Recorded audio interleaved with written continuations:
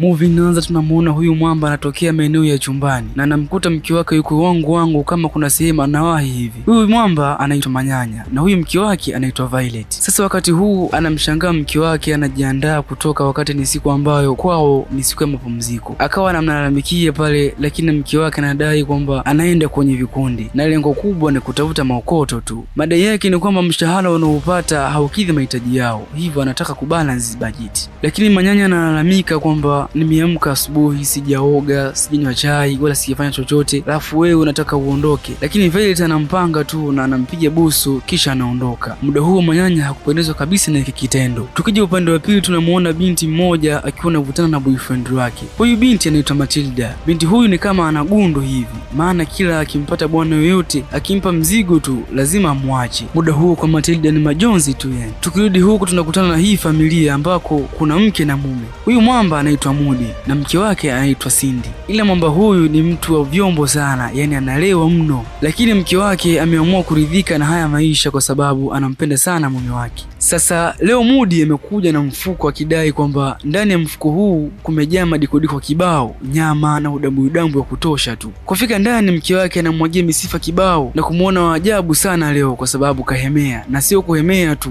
kahemea nyama yani. Mwamba anajitamba pale nini na nini na kusema kwamba yeye hana baya kabisa. Cindy akamuuliza kwamba umeleta nyama kilo ngapi? Mwamba akamwambia fungua ujionee mwenyewe. Ile Cindy anafungua mfuko tu anakutana na mawe ya kutosha sana. Basi hapo akaishiwa nguvu kabisa. Mudi akamwambia nimefanya hivi kwa sababu nakupenda sana mke wangu, nimefanya hivi ili kukuheshimisha pale nje kwa marafiki zako. Cindy akaamua kutabasamu tu na kumwambia kwamba Mudi unakera sana, lakini kuna baadhi ya muda unanifurahisha kwa sababu haupendi kuona nikisema vibaya kwamba mimi sina mume ambaye ananijali, kwa sababu huyu mwamba akipata pesa tu yeye ni pombe yani. Upande wa pili tunamuona Matilda kapata bwana mpya sasa, wameshinda kutwa nzima nini na nini, na mwamba siku hiyo anataka mzigo, lakini Matilda anakaza. Pia mwamba akaendelea kumpanga tu na kudai kwamba tukifanya mapenzi itakuwa ni sababu ya kudumisha penzi letu. Mati akasema sio kwamba nakukatalia, hapana, ila tuchukue muda katika penzi letu kisha mengine ataendelea tu, hata usijali. Mwamba anamwambia kwamba yeye hana nia mbaya kabisa na yeye sio kama wanaume wengine, yaani anamaanisha kwamba yeye hatomtelekeza kabisa. Matilda akafikiria na akaona kabisa huenda huyu jamaa ni tofauti na wanaume wengine, ila akamwambia niahidi kwamba hautonichezea kabisa. Mwamba akamwambia kwamba yeye hana nia mbaya kabisa na yeye sio kama wanaume wengine, yaani kwamba yeye hatomchezea kabisa. Matilda akafurahi na kuona kwamba kampata mpenzi wa kweli. Sasa akaamua tu amkubalie jamaa.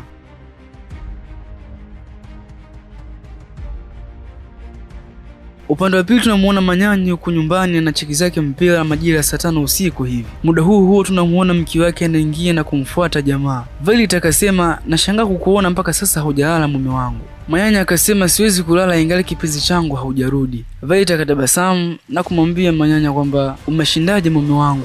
Manyanya anamjibu na kumwambia mimi niko vizuri tu. Violet akamuuliza hivi ushakula? Mwamba akasema ndio akashakula kwa sababu aliona mazingira hayaelewi, hivyo akaingia jikoni pia akamwachia chakula. Lakini Violet akamwambia usingeweka kwa sababu huko nilipokuwa nishakula tayari. Hapo Manyanya akamvuta mkono mke wake na akamwambia kwamba nimekumisi sana. Violet akasema na mimi pia nimekumisi mume wangu. Lakini muda huo Violet akaingiza mada za biashara tena, yaani yeye muda wote anawaza maokoto tu na wala hajali kuhusu ndoa yake kabisa. Hali hii Manyanya akamkata sana na kumwambia mke wake kwamba hivi sisi ni ndoa au ni wafanya biashara? Kwa nini muda wote wewe unawaza biashara tu na hufikirii kabisa kuwa sisi ni wanandoa? Tangu asubuhi nimekuacha umeenda umerudi, lakini bado tu hutaki kunipa nafasi kama mume wako, na unajua kabisa wiki nzima wote tuko bize na sio kupumzika ni leo na kesho, kiasi kwamba inatakiwa ukae karibu na mimi siku nzima. Violet anamwambia kwamba nilidhani utafurahi kuona mke wako na hangaika kuongeza kipato cha familia ili tufike mbali kimaisha, lakini wewe ndio kwanza unanilaumu. Akaendelea kumpa maneno kibao kisha akaondoka. Hii ikawa ndio hali ya Manyanya katika ndoa yake. Upande wa pili tunamuona Matilda akimpigia bwana wake baada ya kuwa tayari ashampatia mzigo, lakini kila akipiga anaambiwa kwamba hiyo namba inatumika tu, kila akijaribu ngoma ni ile ile yani. Kwa pembeni akamwona jirani yake aitwaye Kathy, akaomba muazime simu yake mara moja ili ampigie jamaa. Kupiga simu ikawa inaita. Mwamba alivyopokea, Matt akamwambia kwamba mbona nikupigia kwenye namba yangu naambiwa namba yako inatumika. Mwamba akamuuliza kwani wewe nani? Bibi akasema mimi Matilda. Mwamba akamkataa pale pale na akamwambia kuwa hamtaki kabisa. Kauli hiyo ikawa imempiga usoni Matt kiasi kwamba alishiwa nguvu kabisa. Rafiki yake akashangaa kumuona Matt ameduaa sana, akamuita kama mara 2 hivi, lakini muda huo Matt